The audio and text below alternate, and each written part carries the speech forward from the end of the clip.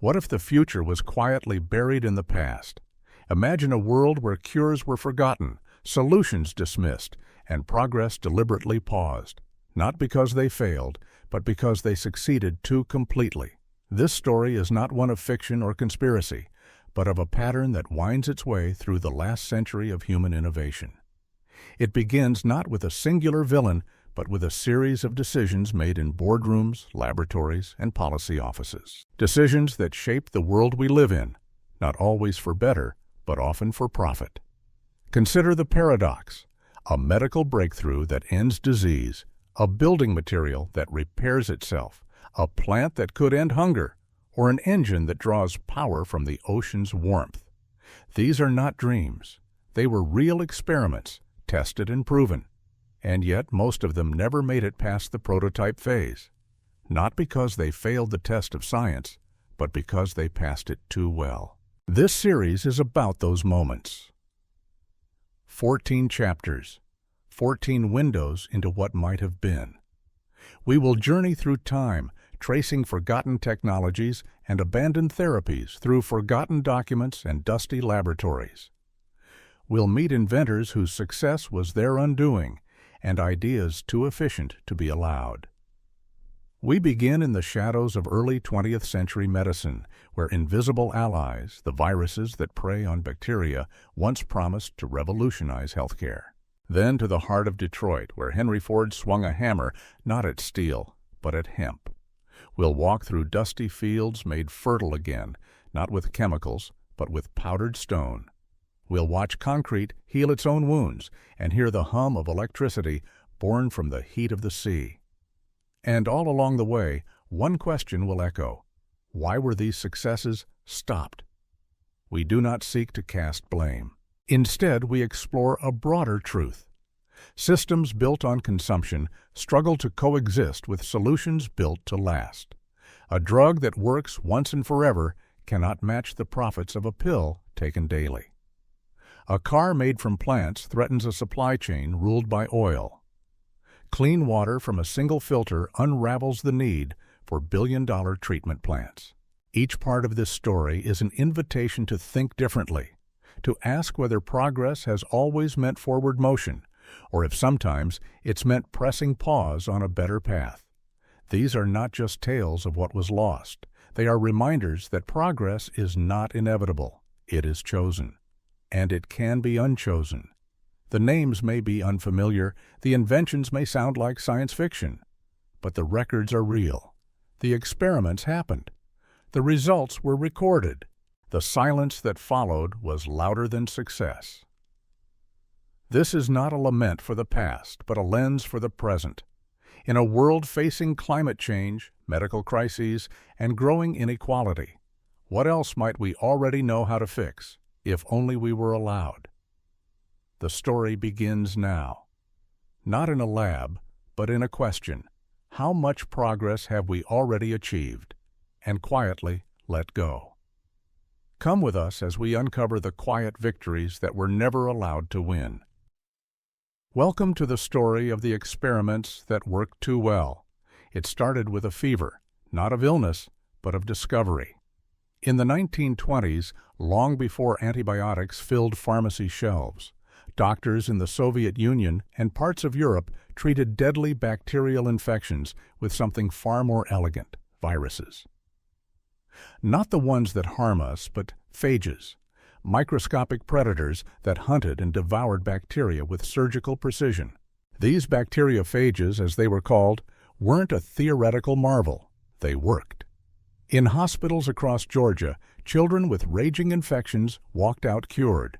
Soldiers wounded in battle avoided amputations. Infections that modern antibiotics would struggle to beat simply vanished. No side effects, no resistance, no lingering consequences. The method was almost poetic. Identify the bacteria causing illness, find the natural virus that targets it, and let nature take its course. Félix de Herelle, a globe-trotting French-Canadian scientist, became the face of this healing revolution. He traveled from India to Southeast Asia, leaving behind trails of cured plague and halted dysentery outbreaks. Journals filled with case studies. Success rates hovered above 90%. There was no mystery in the outcome. The treatment worked. So why have most of us never heard of it? In the West, phage therapy began to fade in the 1940s, not due to failure, but because something else arrived: penicillin. Unlike phages, antibiotics could be bottled in large batches, standardized, and crucially, patented. Pharmaceutical companies recognized an opportunity not just for healing, but for controlling the pipeline. Identify a broad-use chemical, mass-produce it, and turn healing into a business model. Phage therapy didn't fit. It was too specific, too individualized. Each infection needed the right phage. It required trained microbiologists, custom preparations, and constant adaptation. Worse still, for the industry, it was unpatentable. Phages exist in nature. You cannot own what nature freely gives. In the Soviet Union, free from the constraints of profit margins, phage therapy continued. Soldiers on the Eastern Front during World War II were treated with phages. Success rates were recorded in meticulous detail. But in the West, medical schools stopped teaching about them. Research grants dried up. Regulators created expensive pathways that only patentable treatments could afford to navigate. Then came the antibiotic era. At first, it seemed miraculous. Infections vanished. Surgeries became safer. But the cracks began to show. Bacteria evolved. Resistance spread. Superbugs emerged. Illnesses untreatable by any drug in the arsenal. In the 1990s, Western scientists returned to the old Soviet research. They were stunned. The results were real. Phages still worked, especially against antibiotic-resistant strains. Clinical trials in Europe and the U.S. confirmed it. But the regulatory hurdles remained. The cost of approval was staggering. And still, no patents. Today, phage therapy is used only in rare, last-resort cases under compassionate exemptions. It remains a solution just out of reach, not because we lack the science, but because it doesn't align with the system that sells medicine. The irony is sharp. A therapy that worked too precisely, too effectively, was abandoned for treatments that promised more, not to the patient, but to the supplier. We often think progress is driven by success, but what if it's sometimes halted by it? Phage therapy was a glimpse into a different kind of future, where medicine adapts, evolves, and heals without dependency, where nature itself is our collaborator, not our enemy. But that future was set aside, not for lack of merit, but for lack of margin. What else have we forgotten because it cured too well? In the echoes of laboratory petri dishes and wartime field hospitals, the answer still waits. A hammer swung down and bounced back without a dent. In 1941, on the grounds of the Ford Motor Company, Henry Ford stood beside a prototype car not made of steel, but of hemp. The body panels were a mixture of plant fibers and resins, lighter than fiberglass and tougher than metal. To prove its strength, Ford took a sledgehammer to the trunk. The blow bounced off harmlessly. Film footage captured it. The future, it seemed, had arrived. This wasn't just a curiosity. It was the culmination of years of research into agricultural materials. Ford, ever the visionary, dreamed of cars grown from the earth, vehicles made from renewable crops, fueled by plant-based ethanol, biodegradable at the end of their lives. His vision challenged not just how cars were made, but what industry could become: clean, circular, rooted in farms instead of factories. Hemp plastic was stronger than steel, rust-proof and environmentally friendly. It was 10 times more impact-resistant than metal and far lighter, improving fuel efficiency. It didn't corrode. It broke down naturally over time. Its production was far less toxic than smelting steel or refining petroleum.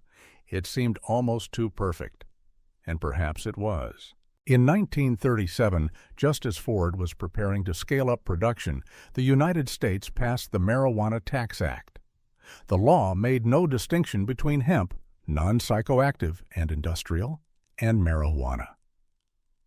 Overnight, hemp cultivation became legally and financially impossible.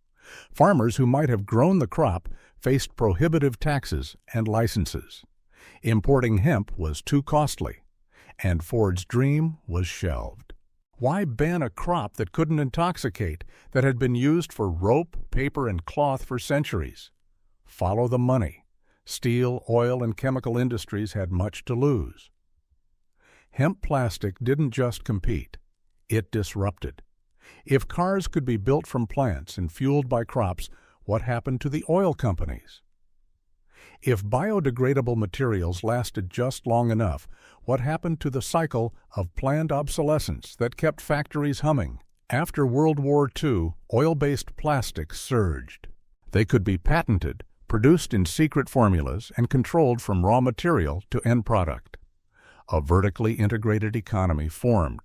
Oil companies fed chemical companies who supplied manufacturers. Every step was profitable, and every piece disposable. Hemp, in contrast, was simple. Farmers could grow it, communities could process it. It was difficult to monopolize. That made it dangerous, not to society, but to the system. Today, hemp plastic is being rediscovered. Small companies in countries where hemp is legal produce it in limited quantities. Lab tests confirm the old claims.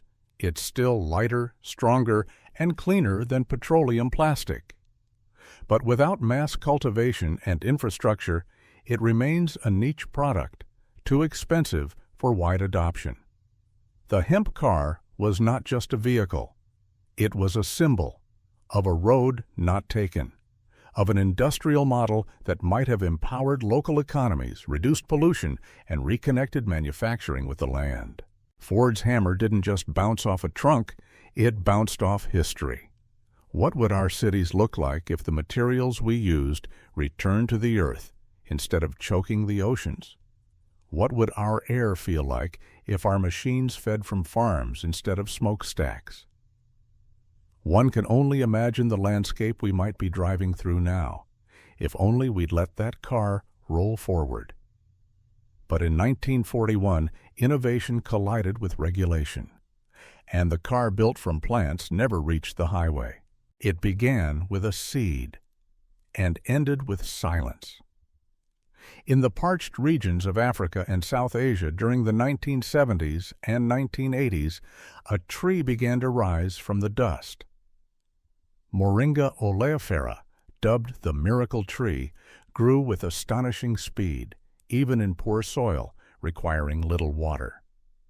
Its leaves, unassuming in appearance, carried a secret: more nutrients per ounce than nearly any other plant known to science.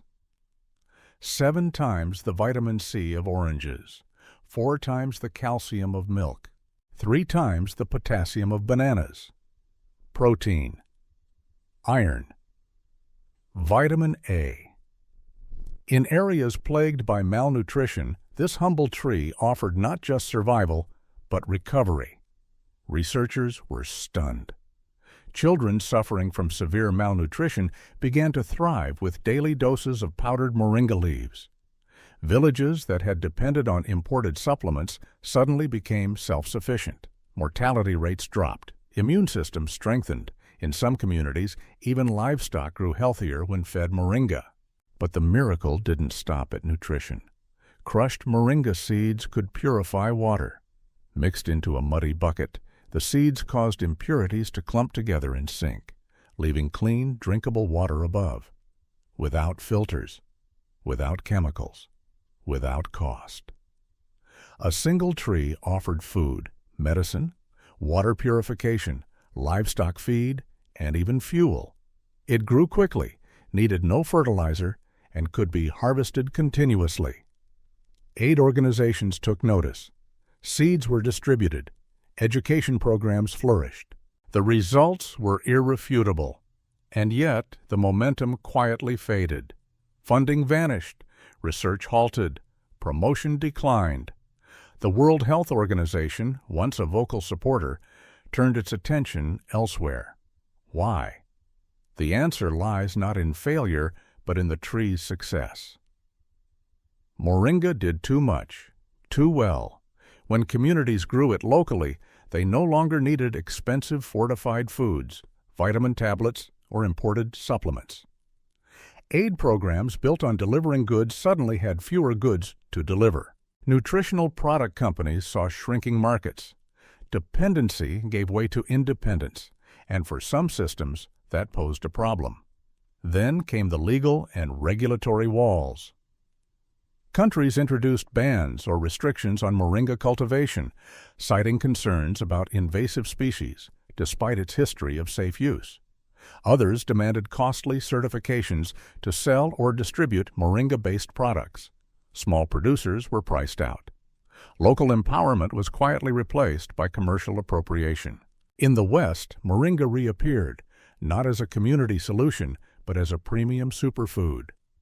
Bottled in glossy packaging, sold at boutique prices, stripped of its revolutionary context.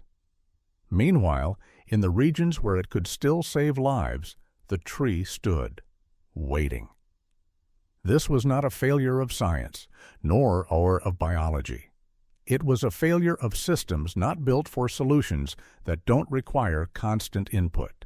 A tree that grows for free, heals for free, purifies for free, is a threat to economies built on selling scarcity.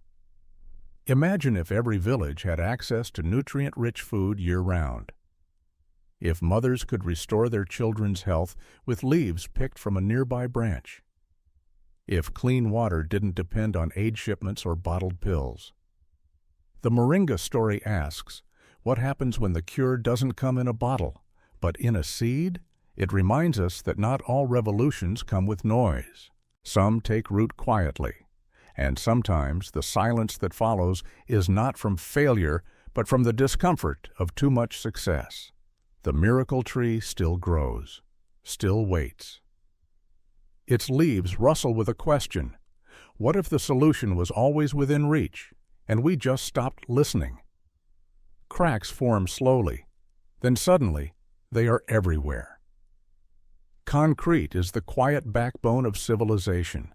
Bridges, buildings, tunnels, dams, millions of tons poured, shaped, and left to harden. But behind the illusion of permanence, concrete is fragile. It cracks, it leaks, it decays. Repairing it costs billions each year. Replacing it costs more. And so the world builds, repairs, rebuilds, forever chasing a finish line that always crumbles. But in 2006, a Dutch microbiologist named Henk Jonkers asked a different question. What if concrete could heal? He developed something that sounded like science fiction, self-repairing concrete. A mix of standard cement and tiny capsules containing dormant bacteria and nutrients. When water entered a crack, the bacteria awakened. They consumed the nutrients and excreted limestone, sealing the fissure. Within weeks, the wound closed itself, stronger than before. Laboratory tests confirmed it. The bacteria lived for decades inside the concrete, waiting. When activated, they restored structural integrity without human intervention. In field trials, sections of parking garages built with the new material remained pristine. Traditional concrete cracked and weathered. Bioconcrete endured. The implications were staggering. Buildings that could last centuries. Bridges that never needed repair. Roads that fixed themselves after each freeze and thaw. Environmental benefits loomed large, too. Cement production is a major source of CO2 emissions. Structures that lasted longer meant less rebuilding, less pollution, and fewer resources spent on patching what had already been paid for. It was, by all measures, a success. But it never reached the scale it promised. Why? The economics were inverted. Bioconcrete cost more upfront, double, sometimes triple, the price of traditional mixes. In a world where infrastructure contracts are awarded to the lowest bidder, long-term savings mean little. Cities choose what fits the budget today, not what saves millions tomorrow.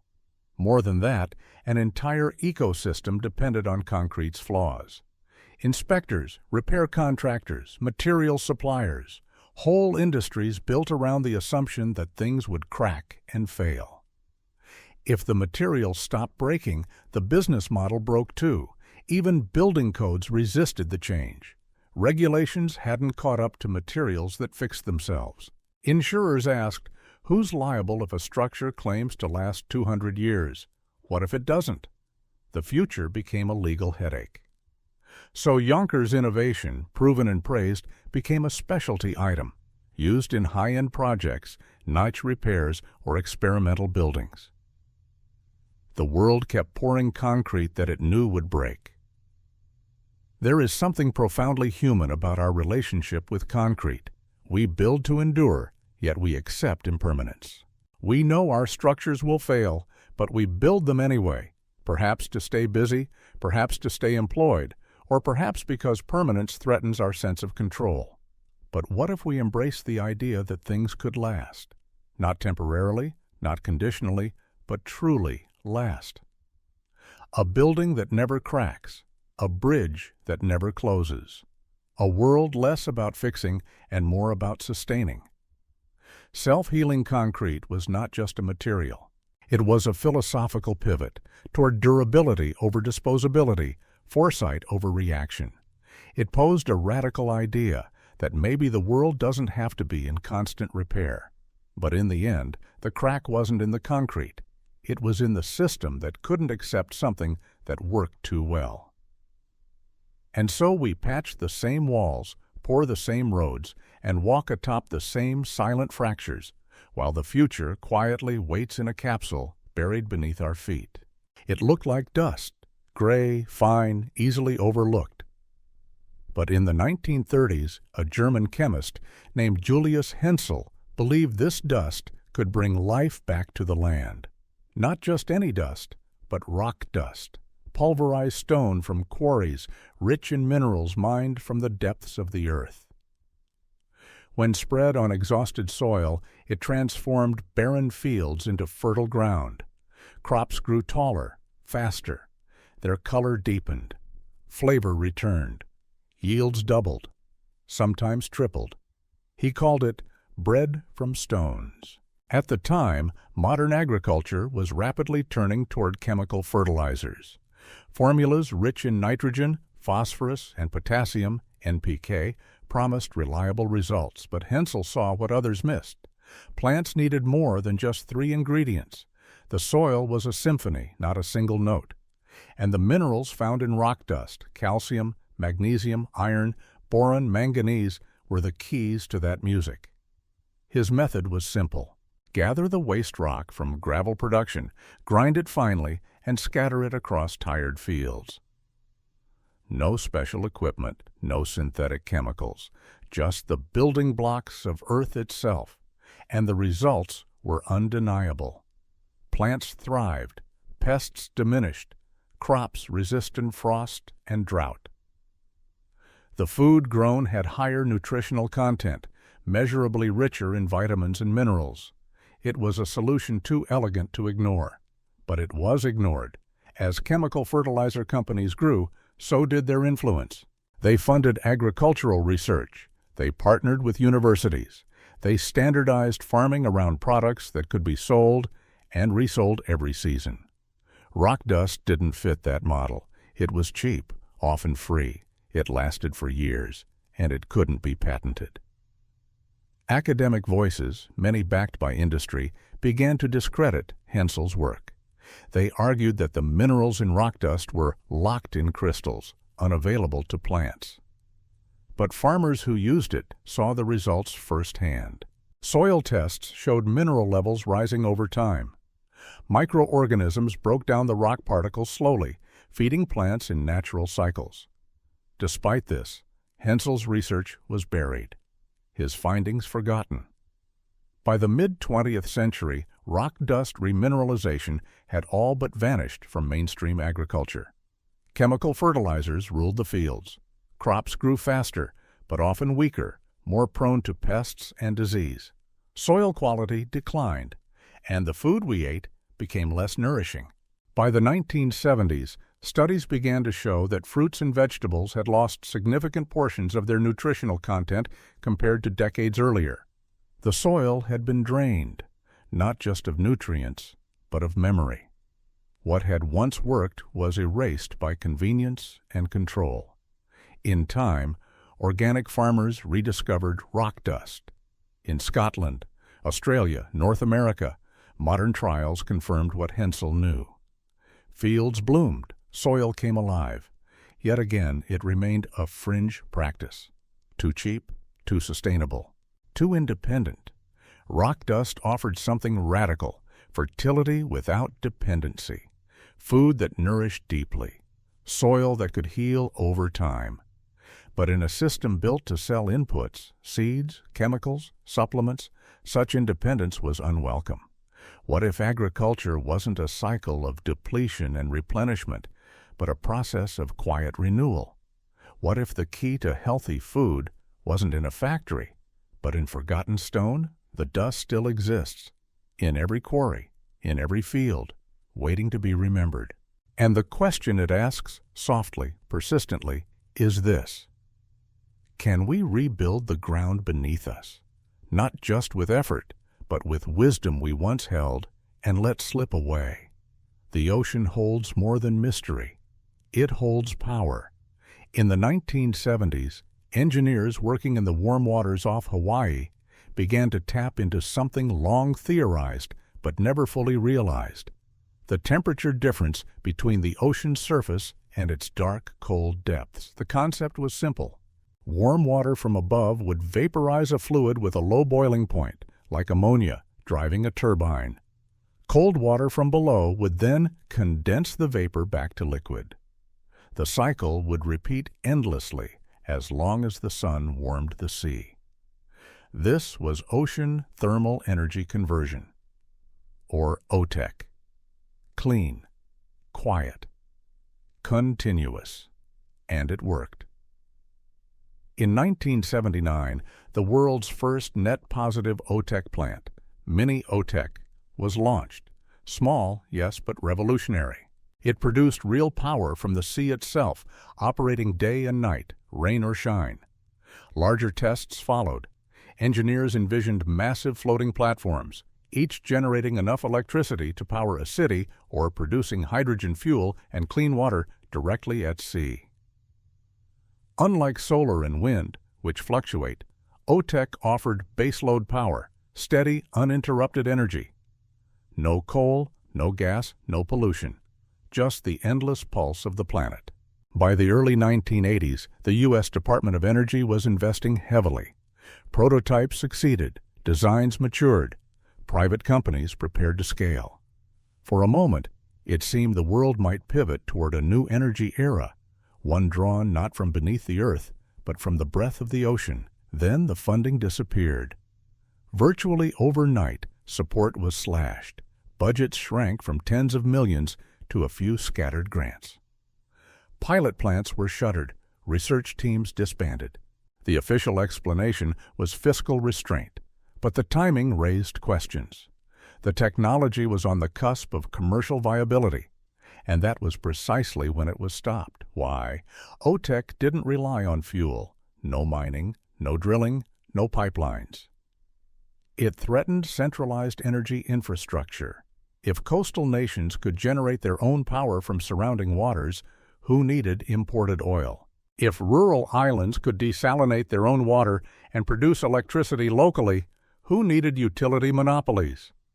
And there was no proprietary component, no fuel to sell, no patented process to license. Just engineering, water, and sunlight. In a world shaped by energy empires, that was dangerous. While the West backed away, some nations quietly continued. Japan, India, and Taiwan built small test facilities. But without global investment, the momentum faded. The world turned its attention to solar panels and wind farms, technologies more easily integrated into existing grids, more compatible with the economics of scarcity and storage. Today, OTEC remains a footnote in the story of clean energy, a technology that proved itself, then vanished. But the ocean has not forgotten. The temperature gradient still hums beneath the waves. The turbines could still turn. The power is still there, quiet, waiting, endless. In a time of climate urgency, rising seas, and burning forests, we might ask, why did we turn away from energy that harms nothing, consumes nothing, and never runs out? The sea offered us a gift, and we walked back to shore, not because the ocean failed, but because it gave us too much, too freely. Sometimes the most disruptive ideas are the ones that ask nothing in return but to be used. It began with a fever and ended in remission. In the late 19th century, a surgeon named William Coley noticed something strange. Patients with cancer who developed severe bacterial infections sometimes recovered, not just from the infection, but from the cancer itself. Tumors shrank. Some disappeared. He wondered, could the immune system, properly triggered, fight cancer? Coley began injecting patients with heat-killed bacteria, an inflammatory cocktail designed not to harm, but to provoke. The body, believing itself under attack, mounted a fierce immune response. In many cases, the immune system went further, attacking the tumor as well. It was crude. It was experimental. But it worked. In time, his method became known as Coley's toxins. Throughout the early 20th century, hospitals recorded remissions in cancers once considered untreatable. Especially effective against soft tissue sarcomas, the therapy led to long-term survival rates that exceeded those of surgery or radiation. Testimonials from patients spoke of decades cancer-free. And yet the practice faded, not because it stopped working, but because the world of medicine changed. Radiation therapy emerged, easily standardized, equipment-based, profitable. Chemotherapy followed, a growing pharmaceutical market of proprietary blends and protocols. Coley's treatment, by contrast, was individualized. It required close observation, careful dosing, and a physician's judgment. It couldn't be mass-produced, couldn't be patented, couldn't be simplified into a pill or machine. By the 1950s, Coley's toxins had all but vanished from medical curricula. His daughter, Helen Coley Knotts, tried to preserve his legacy, compiling data from over 1,000 cases. Her work showed compelling results, but the medical establishment had moved on. New treatments were easier to monetize, easier to teach, easier to scale. Decades later, as modern immunotherapy emerged, researchers rediscovered what Coley had glimpsed a century earlier: checkpoint inhibitors, CAR T-cells, precision medicine. These treatments, rooted in activating the body's own defenses, were hailed as breakthroughs. And they were. But they were also echoes, sophisticated evolutions of Coley's old question: what if the cure is already within us? Today, bacterial toxin-based therapy is not FDA approved. Coley's original method remains outside the standard of care. The bacterial strains he used are difficult to obtain. The treatment requires a hands-on approach incompatible with industrialized medicine. And yet, the idea was proven. The body can fight back, if given the right push. Why was such a promising path abandoned? Because it demanded a kind of medicine not built for scale, not for repetition, but for response. It treated patients, not protocols. And in a system optimized for standardization, that became its undoing. Coley's story is not just about cancer. It is about the nature of innovation, the tension between what heals best and what sells easiest, between what a patient needs and what a system supports. Imagine if the immune system had been understood as a primary tool a century ago. How many lives might have been saved, not by cutting, burning, or poisoning, but by awakening what was already there? Coley saw the spark. He followed it. And for a time he lit a path that medicine would later retrace, more expensively, more cautiously. His toxins didn't fail. They worked. That perhaps was the problem. When success requires a scalpel and a mind, not a machine or a pill, who gets to decide what healing should look like? Sometimes, the cure is too human to survive in a mechanized world. It was only a sheet, one atom thick. In 2012, scientists at MIT revealed a discovery that should have changed the world: a graphene oxide membrane that could purify water with nearly perfect efficiency. It removed everything: viruses, heavy metals, even the dissolved salts in seawater. And it did so with astonishing ease. Water slipped through effortlessly. Contaminants did not. The implications were staggering. Clean water from any source at a fraction of the energy required by current methods. Graphene's structure, an ultra-thin layer of carbon atoms arranged in a honeycomb lattice, allowed water molecules to pass, but blocked larger compounds. In one test, 97% of seawater salts were removed in a single pass. Unlike traditional reverse osmosis, which relies on thick polymer membranes and high pressure, graphene membranes functioned with minimal energy input. The cost of desalination could fall to pennies per 1,000 gallons. Wastewater could be purified cheaply. Contaminated rivers, polluted wells, even industrial runoff converted into drinkable water. It was, quite simply, a solution to one of humanity's oldest and most urgent problems. So where is it? Why, over a decade later, is this not the foundation of global water infrastructure? In the lab, the membranes worked beautifully, but scaling them up proved complex. Manufacturing defect-free graphene sheets on an industrial scale was difficult. Some membranes degraded under real-world use. These were solvable problems, engineering hurdles, not scientific dead ends. But the funding didn't rise to meet them. It shrank. Pilot programs stalled. Private companies pivoted to other uses for graphene. Research slowed. The technology remained in limbo, not because it failed, but because it succeeded too well. Water scarcity is a business. Infrastructure, utilities, bottled water, purification chemicals, desalination plants, all built on the idea that water is limited, hard to reach, expensive to clean. A membrane that purifies any source cheaply disrupts that economy. If a rural community can clean its own water with a simple device powered by the sun, centralized control loses its grip.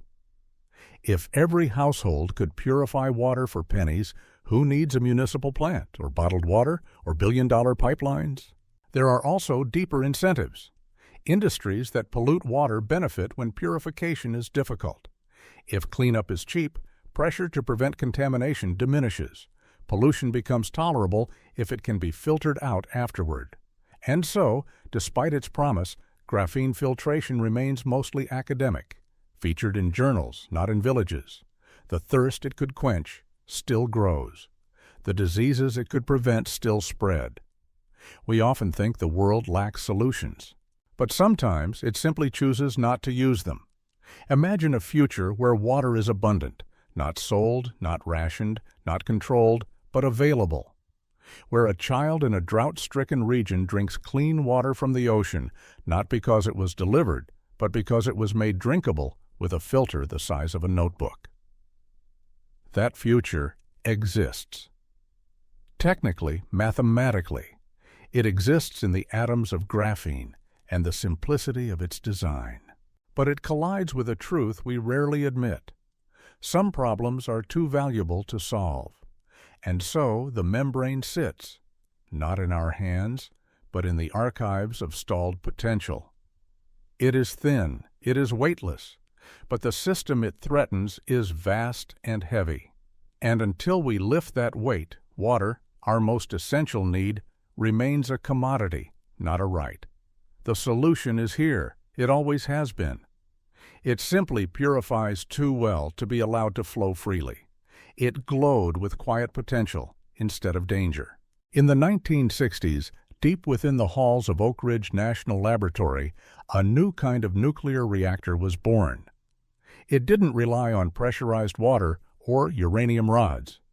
It didn't risk meltdowns or produce plutonium for bombs. It ran on thorium, a silvery metal more abundant than uranium, incapable of fueling weapons, and remarkably safe. This was the molten salt reactor experiment. Its core innovation? Liquid fuel. Thorium, dissolved in molten salt, served both as the fuel and the coolant. If the reactor overheated, a frozen plug at the bottom of the core would melt, draining the liquid fuel into safe storage tanks, halting the reaction. No explosion, no catastrophe. The reactor operated successfully from 1965 to 1969. Engineers ran it at different power levels, changed fuel compositions, shut it down, restarted it. It worked. Consistently, safely, efficiently. It burned its fuel far more completely than traditional reactors, reducing nuclear waste by orders of magnitude. And the waste it did produce? Dangerous for hundreds of years, not tens of thousands. A blink in geological time. It was clean. It was safe. It was better. And it was shut down, not because it failed, but because it succeeded in ways the existing nuclear industry and military could not use. Conventional reactors powered by enriched uranium produced plutonium as a byproduct. That plutonium could be reprocessed into nuclear weapons. For governments entrenched in the Cold War, dual-use technology, civilian energy, and military deterrence was strategically desirable. Thorium reactors, by contrast, couldn't feed the arms race. They didn't produce bomb material. That made them politically inconvenient. Economically, too, they threatened existing infrastructure. Billions had already been poured into uranium mining, enrichment facilities, fuel fabrication, and reactor design. A switch to thorium would render much of that investment obsolete.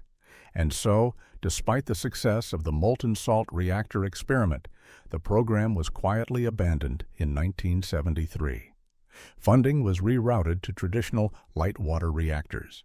The molten salt reactor was placed in storage, literally sealed behind walls.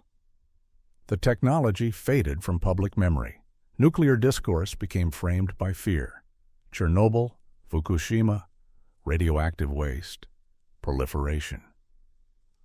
But thorium could have rewritten that narrative. It offered the benefits of nuclear power, high energy output, low emissions, without the same risks, without the same baggage. China and India, with significant thorium reserves, have begun reviving the research. But in the West, momentum has remained slow. The reactors that couldn't melt down, that burned fuel cleanly, that couldn't be weaponized, remained sidelined. Not because they didn't work, but because they didn't work for the system that needed nuclear power to do more than just produce electricity. Imagine if the world's first wave of nuclear energy had been built on thorium. No meltdowns, no stockpiles of plutonium. A nuclear age without the shadows of Hiroshima or the threat of fallout. Imagine if the word nuclear meant something hopeful instead of something feared. The molten salt reactor was not just an engineering feat, it was a different path entirely. One we once stood upon, briefly, one we could return to. The reactor is gone, but the question remains, what kind of energy future might we have built if safety, not secrecy, had been the goal? It began as a whisper beneath the city streets. In the 1960s and 1970s, engineers and urban planners envisioned something extraordinary. A transport system faster than airplanes, smoother than trains, and far more energy efficient than cars. It was based on a technology already used in banks and mailrooms, pneumatic tubes. But this was no system for paper slips or envelopes. This was for people. The concept was deceptively simple. Large capsules carrying passengers would glide through underground vacuum tubes propelled by air pressure and electric motors. With minimal air resistance and no wheels, the capsules could reach speeds of 400 to 500 miles per hour. Acceleration would be gentle. Rides would be quiet, clean, and uninterrupted by weather. In 1969, a prototype developed by Lockheed successfully transported human passengers at over 260 mph.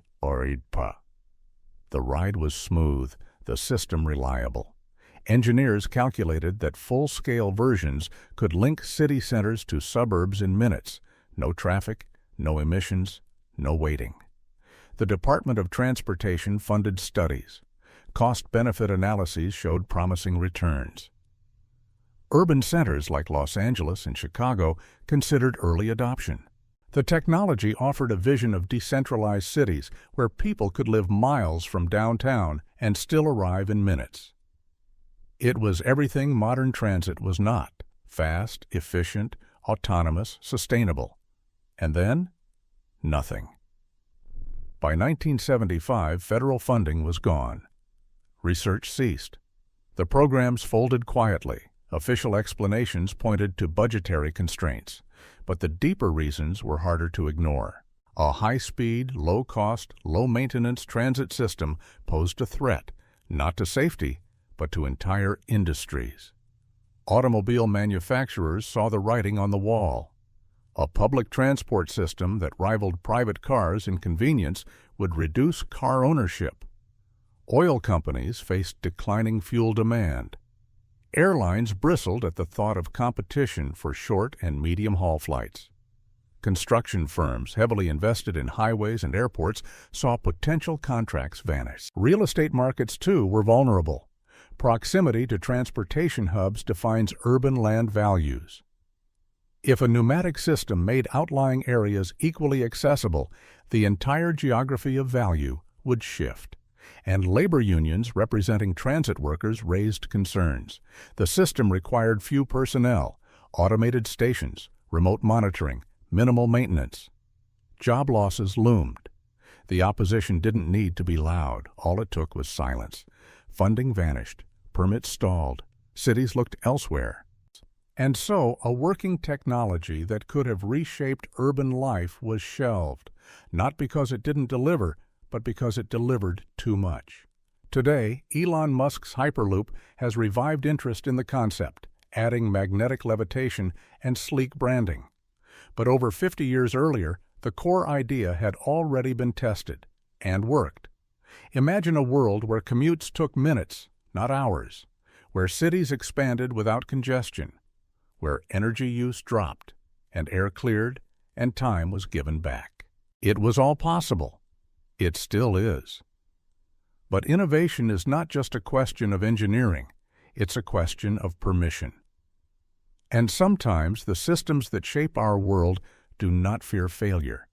They fear what might happen if we succeed. The tubes were silent, but the implications roared.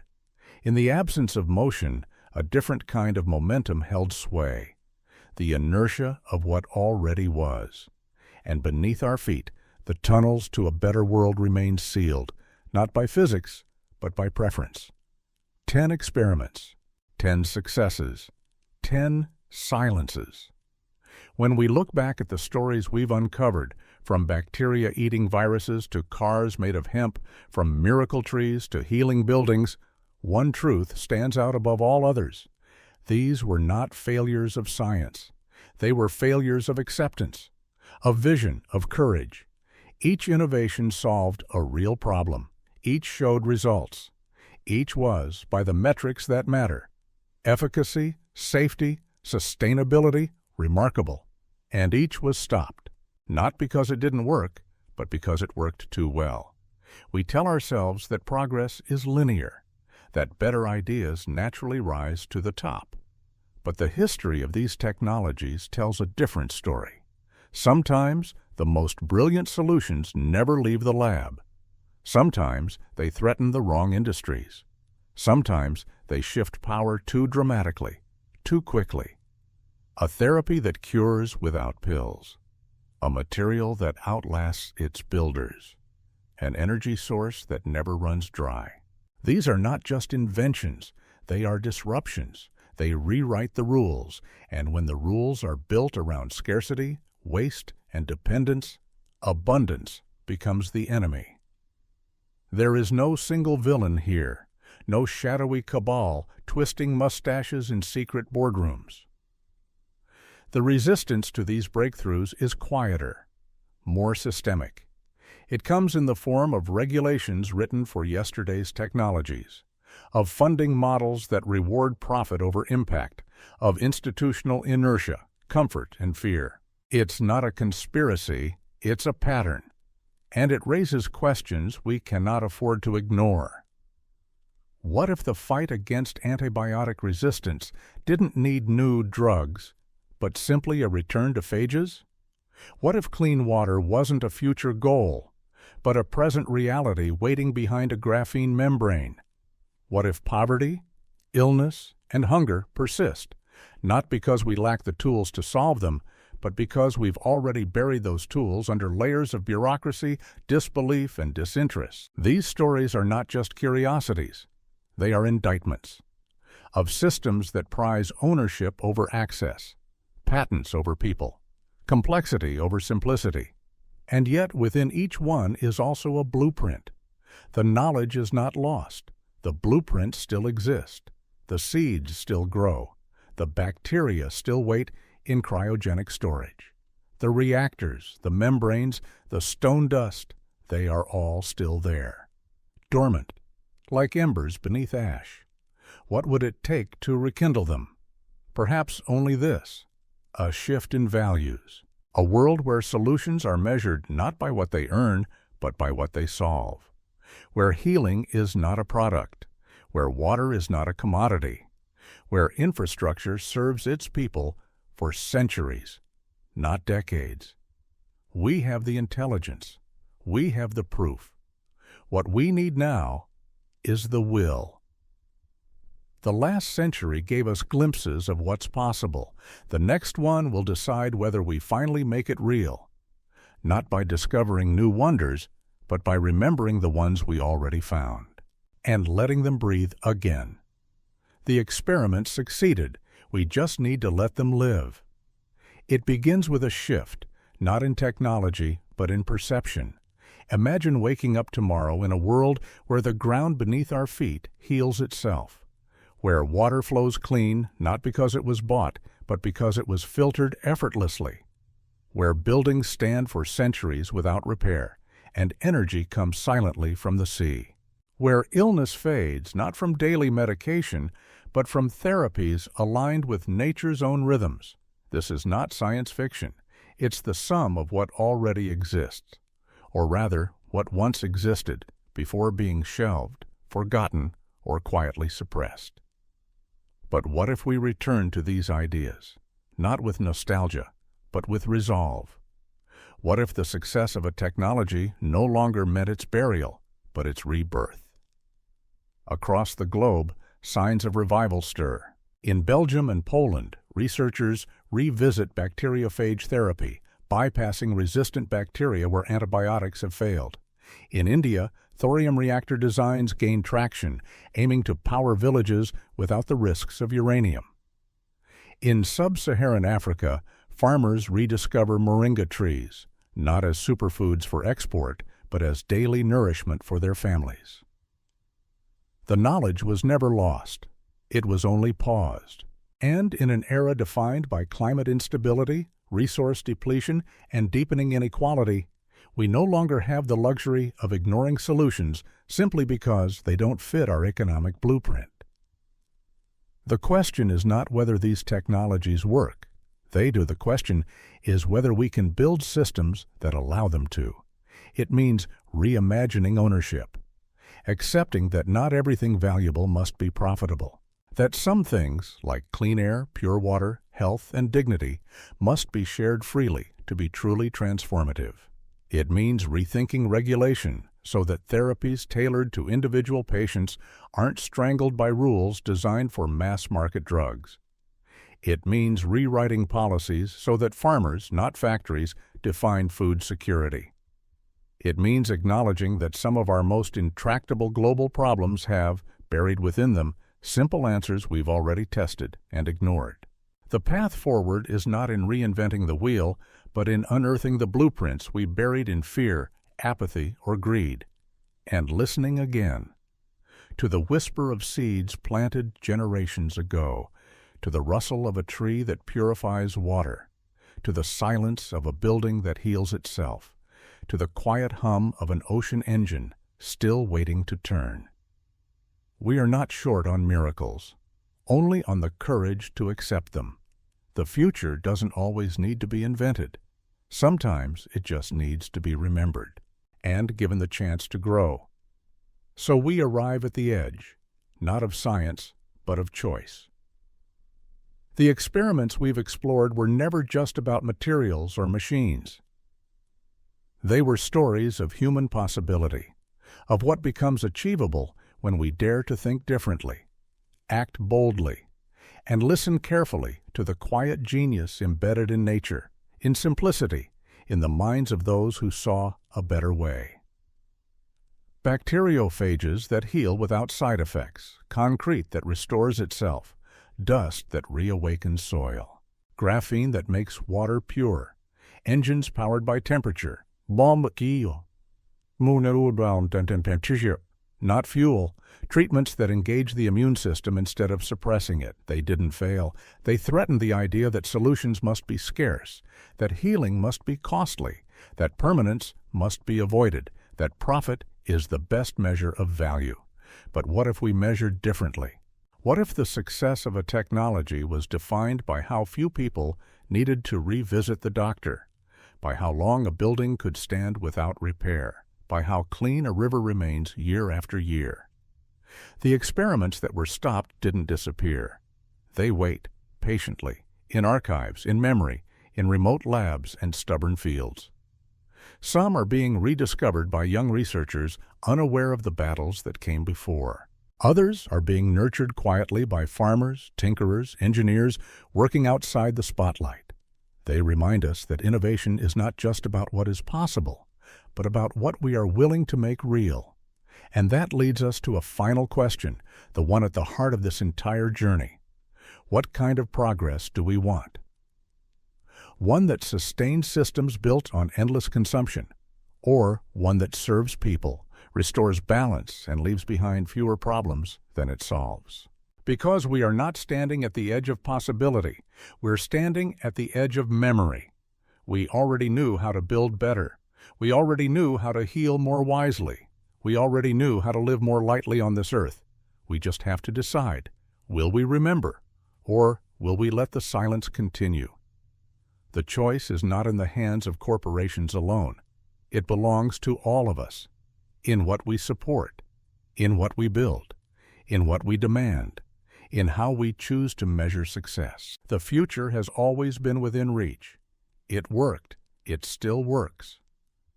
Now we must choose whether we will let it live.